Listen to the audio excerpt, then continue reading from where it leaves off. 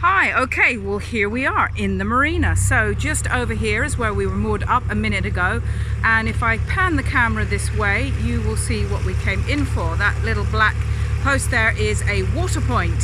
So we filled up with water and we're heading back out the marina. But here we go, a quick shot of what a marina looks like. You've got these walkways. Hi Alan, just on the tiller there taking us out.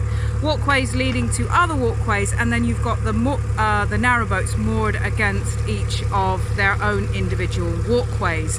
This is called finger mooring because they are pointing outwards like little fingers. So you don't have a lot of privacy, as you can see. You are moored fairly close to the boat next to you. Here's some from the front angle, you can see. So you don't have an awful lot of space, but the upside is you do have a connection to your own little electric point and water point, which I have to say does seem super luxurious to us constant cruisers. But would I give up the freedom of constant cruising and having nature as my next door neighbor? Not at the moment. Perhaps ask me again in the middle of deepest, darkest winter. What do you think, Mr. Denman? Mooring on a marina versus constant cruising. What's your thoughts? I think there's more adventure if you're a constant cruiser. Keeps you on edge.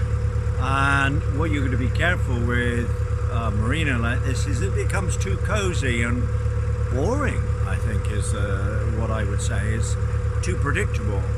And that's also the problem with living on land as well. You live in the same place for years and years and years and press a button and everything happens, electricity, water, etc.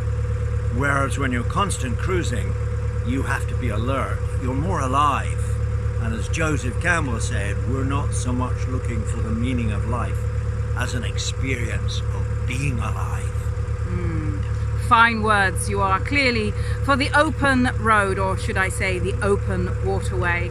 Oh well, we shall bid a fond farewell to Roydon Marina though.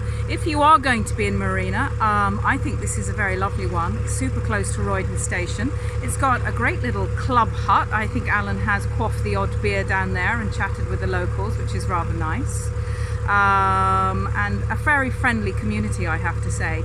Interestingly, when we were first looking for a narrowboat, this is where we came 3 years ago to view a whole bunch of different boats, particularly wide beams. In fact, we're getting some great shots of some wide beams as I'm chatting about wide beams.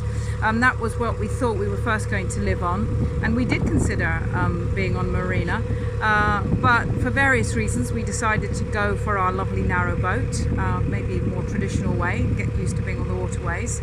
Will we ever have a wide beam one day? I don't know. I must say they do look rather glorious inside. But interesting, wonderful to be back here 3 years on to where the whole story for us actually began, when we very first started looking at boats and had absolutely no idea about boating life. I'm hoping things have changed somewhat since then. So a last lovely vista of the marina just coming through the gate as we leave. Here we go, out into this big open stretch of water, like a rather beautiful lake. You can see it's fairly big.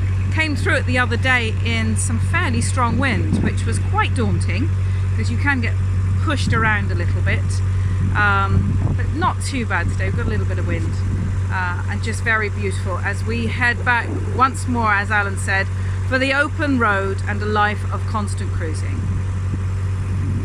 That's all for now.